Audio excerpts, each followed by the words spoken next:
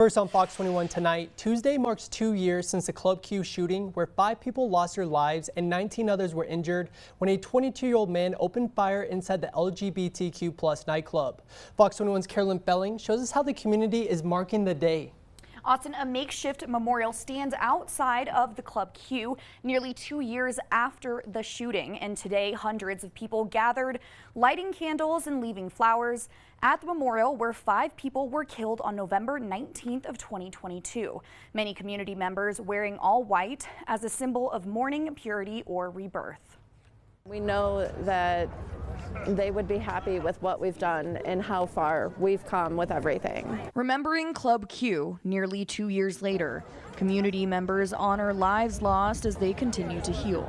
This, isn't just about them. It's fighting for this community, and that's exactly what they would have wanted, is for us to never stop fighting. Emotions were high in Colorado Springs as hundreds of people gathered outside of the LGBTQ club for a somber yet resilient remembrance of the shooting hosted by Prism Community Collective.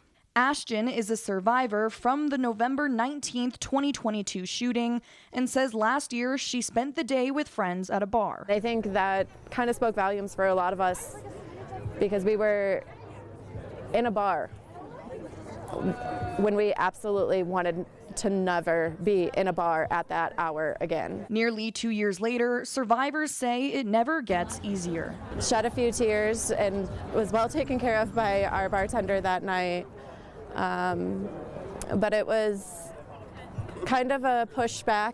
The atmosphere was heavy as survivors grieved together and shared memories of family and friends. Many expressed disbelief that it's been 2 years since the tragic day. I'm pretty sad, but I'm very grateful to be here, to be able to talk about it and keep people in remembrance of my friends. Daniel and Derek I knew well, and Kelly Loving fell with me at the bar that night, so I have a closeness to her.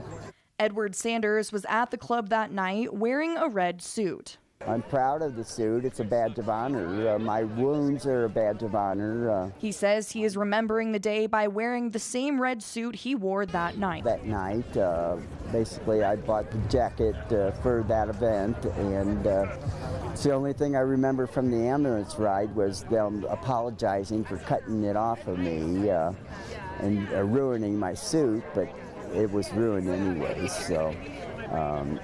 But my friend replaced it while I was still in the hospital, so that's why I'm wearing it today, to remember and honor my friends. Club Q will hold a public candlelight vigil at the site of the attack on the evening of the anniversary beginning at 7 p.m. Meanwhile, Prism Community Collective is offering extended hours from 12 to 9 p.m. on November 19th and the 20th. Individuals can drop in during this window to connect with others and find on-site support. That's it. Austin, back to you. Carolyn, thank you. Meanwhile, the owner of Club Q tells Fox 21 News the club will reopen at its original location sometime in the near future. Now, back in March, survivors of the shooting opened the Q, a lounge inside the Satellite Hotel. The space aimed to continue Club Q's mission of serving as a safe and affirming place for all. Since the shooting, the owner has planned to construct a permanent standing memorial outside the original location you can see on your screen here to honor the 5 victims killed and 19 others who were injured. The owner now says he plans to redesign and reopen the club at its original location. There are certainly people that were involved in the shooting that cannot step foot in here again, but then there are so many that keep telling us to reopen. The family members of our 2 bartenders truly want us to reopen because they know this is where they were the happiest. To erase it is almost letting the shooter win, and we can't do that.